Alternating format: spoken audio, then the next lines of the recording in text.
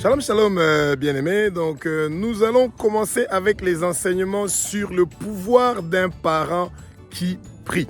Alors, c'est très important de signaler que quand il y a des gens qui sont nés dans une famille où vous avez un père qui prie Jésus-Christ et qui a accepté Jésus-Christ comme Seigneur, Sauveur et Maître dans sa vie, ou que vous avez une mère, ou que vous avez de préférence tous les deux qui ont donné leur vie à Jésus-Christ, eh bien, c'est une très grande grâce. Vous devez remercier le Seigneur pour cela parce que le pouvoir d'un parent qui prie est vraiment magnifique. Alors, comme d'habitude, nous allons remettre cette émission, cet enseignement entre les mains du Saint-Esprit, celui qui est notre enseignant par excellence, parce que c'est lui qui nous donne donc des très bonnes idées, qui nous inspire. Il va m'utiliser comme son instrument pour pouvoir enseigner le peuple de Dieu et que je m'enseigne aussi moi-même, parce que beaucoup d'autres enseignements que nous recevons ou que nous donnons, eh ben, moi aussi je les reçois en même temps que vous. Donc, je suis très content que, en tant que parents, que nous puissions tous apprendre le pouvoir d'un parent qui prie.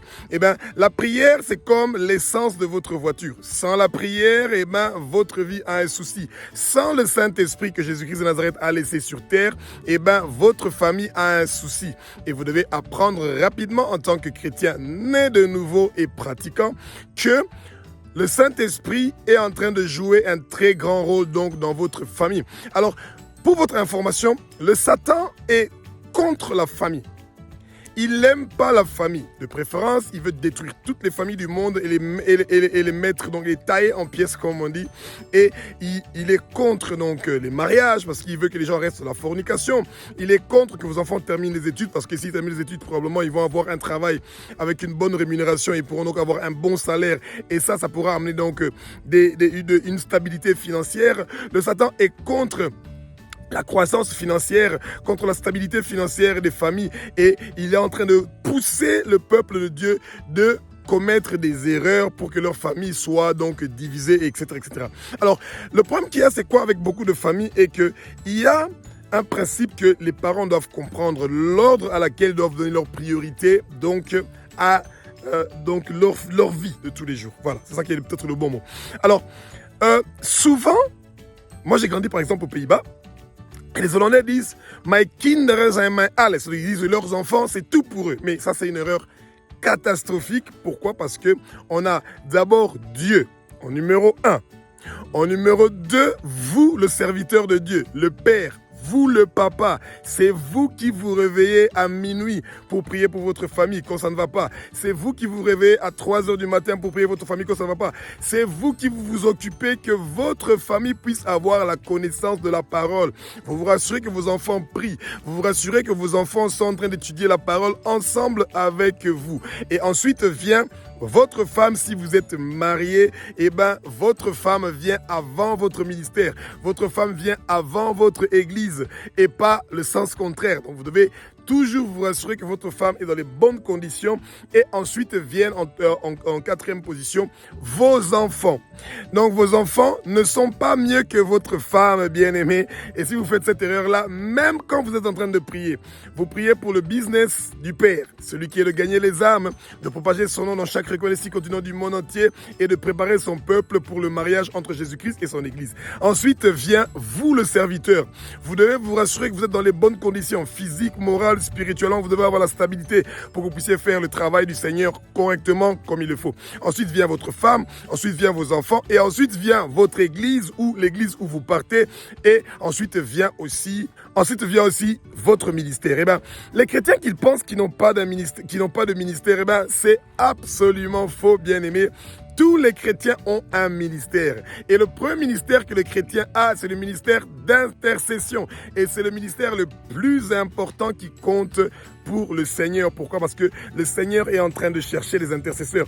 Des gens qui vont prier pour leur famille, des gens qui vont prier pour leur quartier, des gens qui vont prier pour leur église, des gens qui vont prier pour le monde entier. Et tous ces domaines-là, vous devez les soumettre sous le contrôle du Saint-Esprit. Sans le Saint-Esprit, ça va être très difficile de pouvoir réussir cette mission-là. Alors, l'éducation de votre enfant commence quand? Eh bien, l'éducation de votre enfant bien-aimé commence dès que la création de votre enfant a commencé.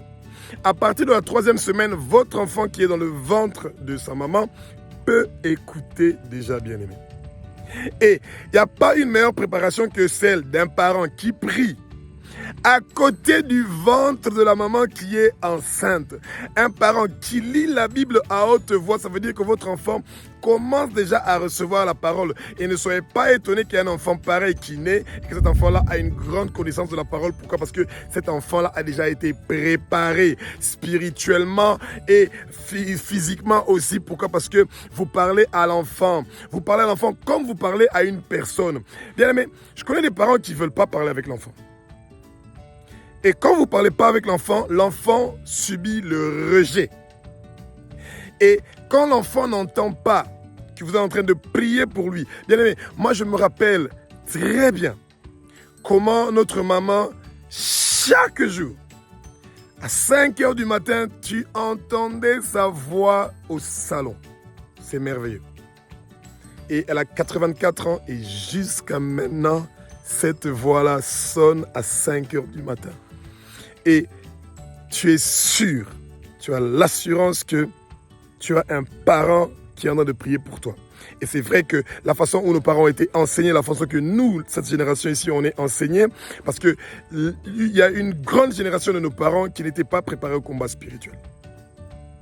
Et c'est comme ça que beaucoup d'enfants ont subi le combat spirituel. Parce que le combat spirituel, c'est action et interaction. Quand vous vous attendez comme Job que quelque chose se passe, quelque chose va se passer, on va vous clouer au lit de l'hôpital, on va bloquer vos finances, il y aura beaucoup de difficultés, vous n'allez pas avoir de travail, pas de mariage, vous n'allez pas avoir de maternité, les problèmes continuent jusqu'à ce qu'un jour le Seigneur a pitié de vous et puis il pourra avoir donc une solution. Alors, donc, l'éducation de votre enfant commence déjà à partir du ventre de la maman, et vous devez vous rassurer que donc vous priez à haute voix que l'enfant puisse écouter. Vous lisez la Bible, vous la méditez à haute voix pour que votre enfant puisse aussi profiter donc de ça. Et bien aimé, c'est tellement simple de pouvoir prier pour votre enfant. Et citez le nom de vos enfants. Alors bien aimé, qui sont vos enfants? Rappelez-vous, vos enfants ne sont pas seulement vos enfants biologiques à vous. Les enfants de votre frère, les enfants de votre sœur, les enfants de cousins et cousines, les gens qui sont tout autour de vous, vous devez vous rappeler d'eux dans votre prière. Et vous dites par exemple, Abba, au nom de Jésus-Christ de Nazareth, Abba, au nom de Jésus-Christ de Nazareth, Abba, au nom de Jésus-Christ de Nazareth, je remets la vie de Luc entre tes mains. Occupe-toi de Luc, que le Saint-Esprit remplit Luc, que le Saint-Esprit prenne le contrôle de Luc, que le Saint-Esprit prenne le contrôle des études de Luc. Et je prophétise sur Luc que Luc va terminer ses études, que Luc va se marier avec une femme qui connaît Jésus-Christ, qui est né de nouveau. Luc va avoir un bon travail, Luc va avoir des enfants. Il ne va pas avoir de retard de mariage. Il ne va pas avoir de retard de maternité. Je bénis Luc. Je bénis Luc. Je bénis Luc. Je bénis Sabrina. Je bénis Sabrina. Je bénis Jabina. Je bénis Eric. Je bénis Eric. Tous mes enfants, je suis en train de les bénir. Les enfants de mes neveux, de mes nièces, de mes frères, de mes sœurs. Bien-aimés, ouvrez votre bouche. Prophétisez. Vous dites que Luc ne va pas mourir. Il va vivre et déclarer les œuvres de l'Éternel. Luc aura des longues années. Il aura beaucoup d'années sur terre. Luc aura de nombreuses années sur terre. Je bénis Luc. Je bénis Luc. Luc sera un enfant sage, intelligent. Il aura une bonne réflexion. Il aura la crainte de Dieu. Luc va accepter Jésus dans sa vie. Oh, Éternel des armées, merci pour la vie de Luc. Eh bien, mais c'est comme ça qu'un parent commence. Dites ces choses-là dans votre prière. Et chaque jour, vous devez prier pour vos enfants. Et ce n'est pas la mère qui prend ce rôle-là. C'est là où maintenant il y a un problème dans notre société. C'est la majorité des gens qui prient pour les enfants dans nos foyers, ce sont les mamans.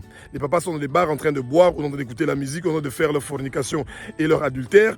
Au moment où la maman est en train de prier, bien aimé, un père a une plus grande autorité spirituelle que la mère dans le foyer. C'est au père de faire un programme que la famille doit respecter pour pouvoir grandir spirituellement. Le père ne grandit pas spirituellement seul, mais il grandit spirituellement avec sa femme, avec leurs enfants. Et au moment où la maison et une cellule de prière qui est solide, eh bien, l'église où ces gens-là sortent de partir aussi va bénéficier de ça parce que vous allez grandir spirituellement. Et quand le Seigneur est en train de bénir un foyer comme ça, eh bien, tout le monde est béni directement et ça va beaucoup aider la famille bien-aimée. Et espérons que vous avez aimé cette émission-là. Donnez des commentaires parce que nous voulons absolument qu'il y ait des parents qui sont des vaillants guerriers, qui se battent pour leur famille, pour leur quartier, pour la rue où ils habitent, pour leur pays. Et ça va faire des choses merveilleuses et que le Seigneur va nous donner une grande abondance en toutes choses. Alléluia.